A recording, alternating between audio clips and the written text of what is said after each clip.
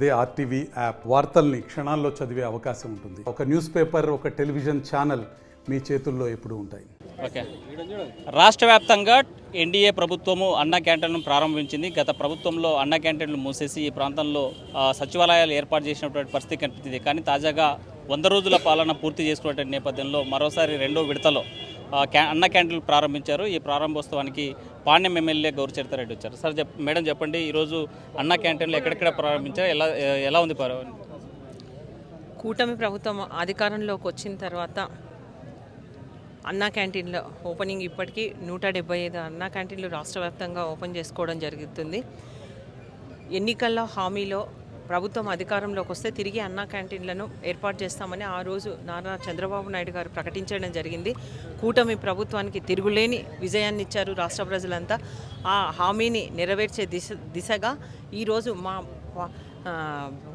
పాణ్యం నియోజకవర్గంలో మాకు కర్నూలులో 2 ఉన్నాయి. ఆ 2 ఈరోజు ఓపెన్ చేసుకోవడం జరిగింది. అంటే గతంలో నవ్యాంధ్రప్రదేశ్కు మొట్టమొదటి ముఖ్యమంత్రిగా ఉన్న నారా చంద్రబాబు నాయుడు గతంలో 2014 నుంచి 19 వరకు ముఖ్యమంత్రిగా ఉండి అప్పుడే అన్నా క్యాంటీన్లను ఓపెన్ చేయడం జరిగింది. గత ప్రభుత్వం అధికారంలోకి వచ్చిన తర్వాత వాటిని తొలగించి అవి గ్రామ సచివాలయాలుగా ఏర్పాటు చేయడం జరిగింది. కానీ అటువంటిది మళ్ళీ ఇప్పుడు అధికారంలోకి వచ్చిన తర్వాత పేదలకు నాణ్యమైన రుచికరమైన భోజనము కేవలం 5 రూపాయలకే అందజేయాల, టిఫిను, మధ్యాహ్న భోజనం, రాత్రి భోజనం అన్న ఉద్దేశంతో ఈ కార్యక్రమానికి శ్రీకారం చుట్టడం జరిగింది. 100 రోజులు పూర్తయిన సందర్భంగా ఇచ్చిన హామీ మేరకు ఈరోజు మేము ఓపెన్ చేసుకోవడం జరిగింది. ఈ 100 రోజుల్లో ఎన్డీఏ ప్రభుత్వం చేసినటువంటి అభివృద్ధి ఏంటి, సంక్షేమం ఏంటి, ఏం చేయాలి? చంద్రబాబు నాయుడు గారు జూన్ 12వ తేదీ ప్రమాణ స్వీకారం చేసిన వెంటనే 5 హామీలపై సంతకాలు చేయడం జరిగింది.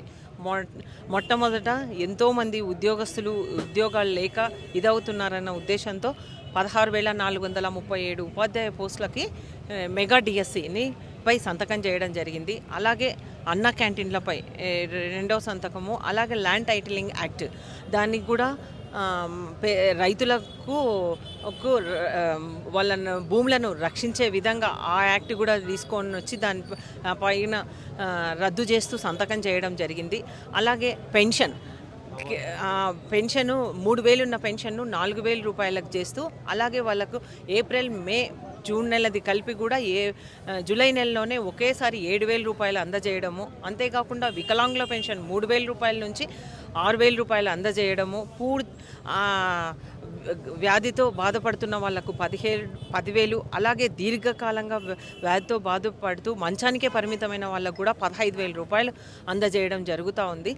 దాంతోపాటు ఈ ఒకదాని తర్వాత ఒకటి ప్రతి ఒక్క హామీని నెరవేరుస్తూ ఉన్నాము. ఈరోజు అన్నా క్యాంటీన్లు ఓపెన్ చేసుకోవడము, అలాగే ఉచిత ఇసుక విధానం కూడా అమల్లోకి తీసుకొని రావడం జరిగింది. ఇవి మద్యం పాలసీ కూడా గతంలో ఉన్న రేట్ల కంటే ఇప్పుడు 99 రూపాయలకే మంచి నాణ్యమైన మందును కూడా అందజేస్తూ ఉన్నారు. ఇలా దాని తర్వాత ఒకటి ప్రతి ఒక్క దాన్ని అమల్లోకి తీసుకొని రావడం జరుగుతూ ఉంది.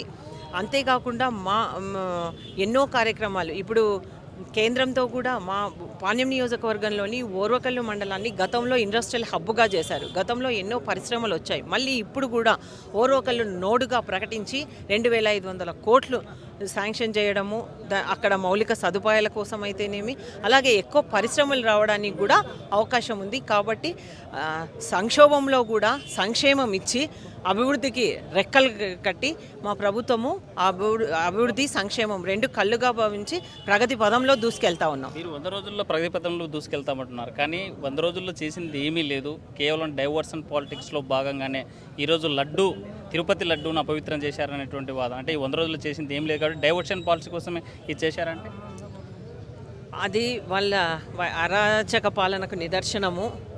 ఇప్పుడే మనం చూసాం, తిరుపతి వెంకటేశ్వర్ల స్వామి అంటే ఒక్క ఆంధ్ర రాష్ట్రానికే కాదు, మన భారతదేశానికే కాదు, ప్రపంచంలోని నలుమూలల నుంచి ఎంతోమంది భక్తులు దేవుని దర్శనార్థము తిరుపతికి వెంకటేశ్వర స్వామి దగ్గరికి రావడం జరుగుతుంది.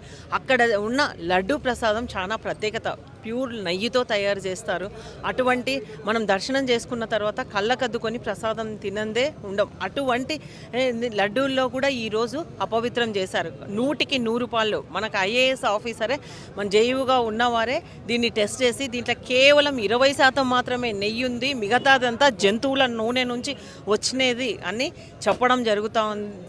నివేదికలు కూడా అందాయి. జంతువుల నూనెలు, పంది నుంచి అలాగే చేప నూనె నుంచి కొవ్వును కరిగించి ఆ నూనె తీయడం జరుగుతూ ఉంది అని మనకు చెప్పడం జరుగుతూ ఉంది.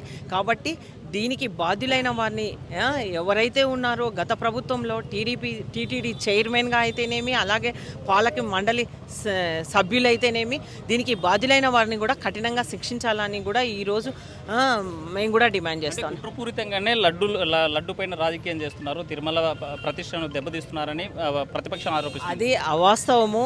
మనం గతంలో చూసాము లడ్డు ఎలా ఉందో. ఇప్పుడు మనకు 2 డేస్లో లడ్డు తెచ్చుకుంటే 2 రోజుల్లోనే పాడైపోతూ ఉంది.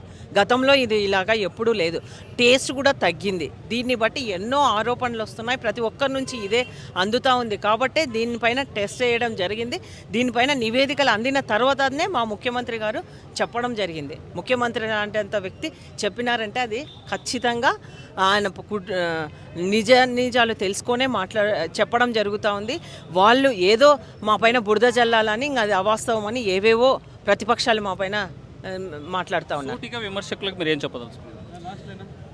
ఇంకా ఇప్పటికైనా విచారణ చేయాలని చెప్పడం జరిగింది. కాబట్టి నిజాలు త్వరలోనే తెలుస్తాయి. ఎవరు అనవసరంగా మాట్లాడుతున్నారో, ఎవరు నిజాలు మాట్లాడుతున్నారో త్వరలోనే తెలుస్తుందని కూడా నేను ఈ సందర్భంగా తెలియజేసుకుంటాను. తిరుమల లడ్డుపై వస్తున్నటువంటి ఏదైతే ఆరోపణలు ఉన్నాయో అవి దాంట్లో అన్ని వాస్తవాలు, ప్రభుత్వం ఉద్దేశపూర్వకంగా చేసిందైతే కాదు. దాని మీద నిజాలు త్వరలోనే తెలుస్తామంటున్నారు ఎమ్మెల్యే గౌరచెడతారెడ్డి. వీడియో జర్నలిస్ట్ చంద్రశేఖర్తో హుస్సేన్ ఆర్టీవీ, కర్నూలు. మరిన్ని వీడియోస్ కోసం ఛానల్ ని సబ్స్క్రైబ్ చేయండి. లేటెస్ట్ అప్డేట్స్ కోసం వాట్సాప్ ఛానల్ ని ఫాలో చేయండి. అండ్ లింక్ డిస్క్రిప్షన్ లో ఉంది.